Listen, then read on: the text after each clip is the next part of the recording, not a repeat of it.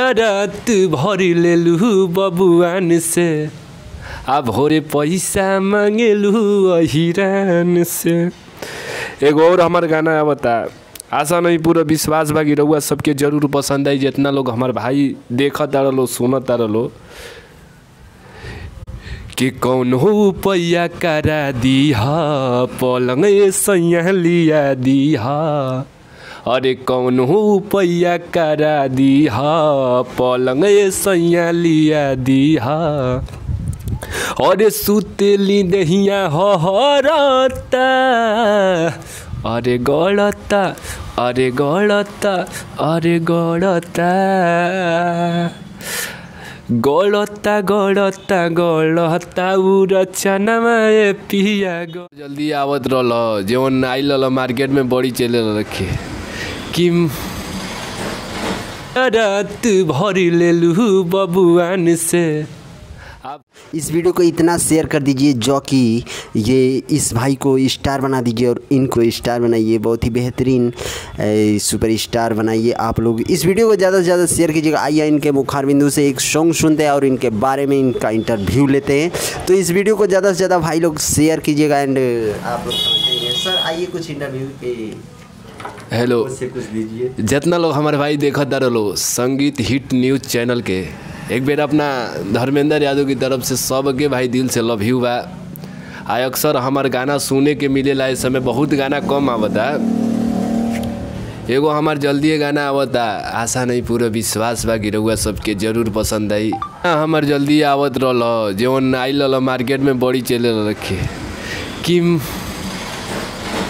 रात भरी लेलू बबुआन से आ भोरे पैसा मांगेलू अहिरान से। एगो और हमार गाना आवता, आशा नहीं पूरा विश्वास बा कि रउआ सबके जरूर पसंद आई। जितना लोग हमार भाई देखत तारलो सुनत तारलो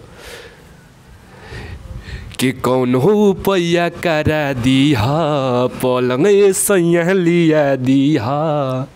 अरे कौन हो पैया करा दीहा पलंग सैया लिया दीहा। अरे सुतेली दहिया हरता अरे गड़ता अरे गड़ता अरे गड़ता गड़ता गड़ता गड़ता उरचना में पिया गड़ता गड़ता गड़ता गड़ता उरचना में पिया गड़ता।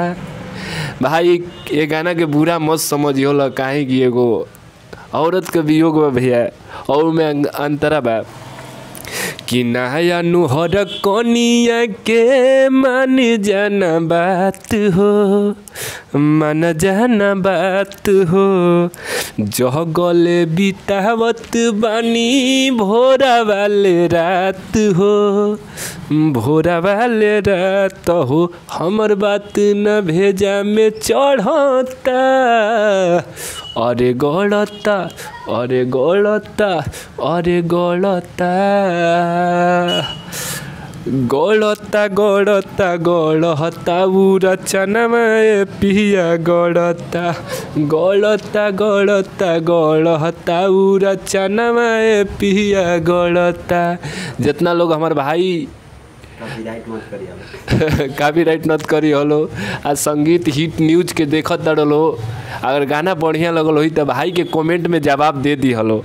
ओकरी बाद लास्ट अंतर बा कि कैसे बताई दर्द दिलवा के अंदर के हो आ दिलवा के अंदर के आ तू ही सम। अरे कैसे बताई दर्द दिलवा के अंदर के हो दिलवा के अंदर के। फोन के कह देता देवरु धर्मेंद्र के हो देवरु धर्मेंद्र के। आ घरे रहता रितेश त चढ़ता अरे गड़ता गड़ता गड़ता उरचना में पिया गड़ता। आ घरे रहता मनीष त चढ़ता अरे गड़ता गड़ता गड़ता रचनवा पिया गड़ता। जितना लोग हमार भाई देखत तारो दिल से लव यू। अपना भाई के एगो चैनल बा संगीत हिट चैनल, संगीत हिट न्यूज़ चैनल बा। आ भाई के चैनल सब्सक्राइब करो लो, लाइक करो लो, कमेंट में बता सकत तारो लो कि कैसन बा कैसन नइखे। दिल से लव यू। हाँ तो रउआ लोग देखनी है जा इनका इंटरव्यू। तो ये वीडियो के ज़्यादा से ज़्यादा शेयर करें जा, रउआ लोग के चहेता बने वाला जल्दी से आप लोग अपन चहेता बनाइन जा इनके। और ये वीडियो के ज़्यादा से ज़्यादा शेयर, लाइक, कमेंट, सब्सक्राइब जरूर करें जा। कमेंट में भर दी जाए इनका प्यार दुलार, इनके आशीर्वाद दें जा रहा लोग। और ये कमेंट में ज़रूर बताएं जा बहुत ही बेहतरीन से बेहतरीन गाना लावे वाला धर्मेंद्र यादव जी, एंड बहुत ही फेमस राइटर एंड सिंगर, बहुत ही बेस्ट। देखिए हनी सिंह को टक्कर देंगे भाई, बहुत ही अच्छा गाना गाते और लिखते हैं। तो चलते हैं, बस इतना ही आज के लिए। इस वीडियो को ज़्यादा से ज़्यादा शेयर, लाइक, सब्सक्राइब कीजिए। धन्यवाद।